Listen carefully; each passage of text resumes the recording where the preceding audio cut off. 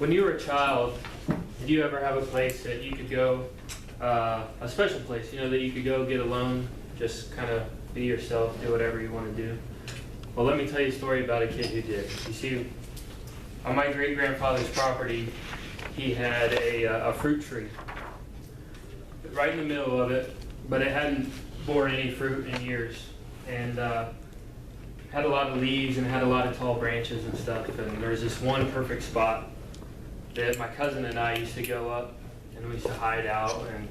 And we were spaceship commanders for NASA, or we were snipers in the military in a jungle atmosphere. But above all, we were philosophers, and we were thinking the world problems through what little we knew and what little we understood. But this hideaway was our special place. And one day, my cousin and I were inside, and I heard my grandfather come in and tell my grandma that he was going to cut this tree down.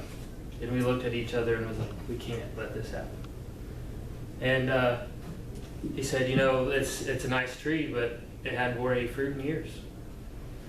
And I couldn't beg him to not cut it down, because then he'd know our secret. He would know our hiding spot.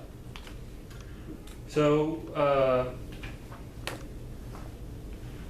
that evening, my cousin and I, we went outside, and there was, adjacent to that tree, over in the corner, there was these other fruit trees. So we went and gathered all these apples, and that night we climbed the tree and we tied all these apples to the branches and stuff. And the next morning we're sitting there at breakfast. Grandma made us some, how grandmas are, always smorgasbord at breakfast. Amen. And he comes back in and says, you are not going to believe what happened.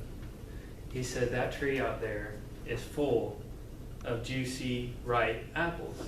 And my grandma's like, really? He's like, yeah, it's a miracle. And actually, it's a double miracle, because that's a pear tree. So, we laugh at this because we understand apple trees produce apples, and pear trees produce pears, because we learned a long, long time ago, what you sow is what you reap. In Galatians 6:7-10, Paul writes, do not be deceived, God is not mocked. For whatever that a man sows, that he will also reap. For if he sows of the flesh he will also reap corruption. But if he sows of the Spirit he will reap everlasting life. And let us not grow weary while doing good, for in due season we shall reap if we do not lose heart. Therefore, as we have opportunity, let us do good to all, especially to those who are in the household of faith. The principle Apostle Paul is speaking on has been around for a long time. In fact, if you go back to Genesis 1:11, where God forms the earth and says, let the ground bring forth grass, and the herb yielding seed, and every fruit-bearing tree bring forth fruit after its own kind. And it was so. This principle of sowing and reaping is as old as life itself. Growing up, you hear all the time, you reap what you sow. If you do something bad is going to happen to you. That is absolutely not the case. Paul is targeting, in his letters, targeting the Judaizers, the legalists of the time that are influencing this church in Galatians. He's saying, do not be deceived, God is not mocked. For whatever a man sows, that he will also reap. It's a simple, easy rule. You plant a seed, a plant grows. You eat fatty foods, you have heart trouble. This common sense is natural law. It's designed by God. There's also spiritual law, again, designed by God. Spiritual law is said in no better way than in Romans 6:23, the wages of sin is death. It's always going to be that way. It's spiritual law. God is not mocked. Means God is consistent in both natural and spiritual law. Like we pointed out, a pear tree doesn't produce apples. This has always been and always will be a consistent statute from God. Paul is combating, again, the legalists that are teaching salvation based on works, i.e., I earn blessings, I earn approval, I earn heaven. This means everything I do is motivated by selfishness. This selfish ambition of doing something good, that is why, to reap the benefits. Doing something good is why I'm being righteous. It's a selfish righteousness. It's an oxymoron. So here's what happens. I live a life to earn my way to heaven, trying to keep God happy. A little bit driven by fear, a little bit driven by guilt, a little bit driven by shame, keeping everyone happy, keeping every rule. Eventually, the selfish righteousness will destroy me. I won't be righteous at all. At best, I'll be a hypocrite. Paul is saying, don't live this way. Don't live a life of works. Don't live a life of works trying to please God. See, the thing is, God is already pleased because of what Christ did. And what Christ did was made it so salvation is by grace, not by works. Now you can have the proper motivation for living right. Faith in the works of Christ equals acceptance. And then your performance gives evidence to your conversion. You see, the false teachers were saying works and performance of man equals acceptance. You can almost hear them now saying, wasn't Jesus Jewish? Didn't Jesus keep the laws? They had a sound argument, really. These teachers were Christians and Jews of the mother church in Jerusalem. If anyone was supposed to know how to live and what to do and what the scripture says, it would have been them. Do not be deceived. In this case, the word deceived is translated from the Greek planio, from meaning roam from safety, truth, or virtue, straying from orthodoxy or piety. Often it has a sense of deceiving oneself. The Galatians weren't familiar enough with Scripture to know who to listen to realize that they were straying from the truth. The fear that Paul realized is the same fear I have and that we should have today. Are Christians today familiar enough with Scripture to know not to be deceived? Is every shiny pulpit in every church and every mega church that's on TV. This modern day deception or drinking the Kool-Aid happens every day.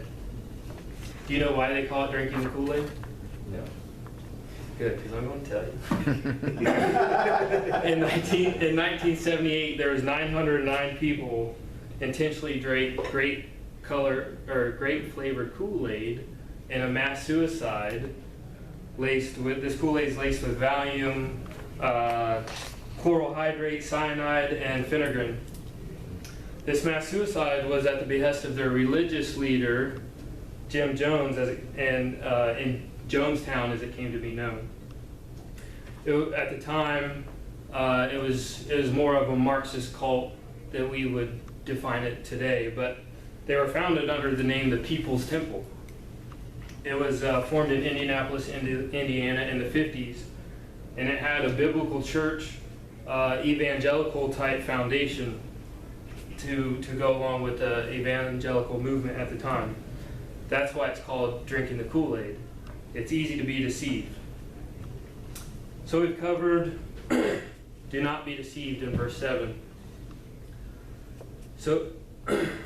And we've covered God is not mocked also in verse 7. The word mocked is translated from the Greek mukter, the nose, to turn up the nose, to sneer at, treat with contempt.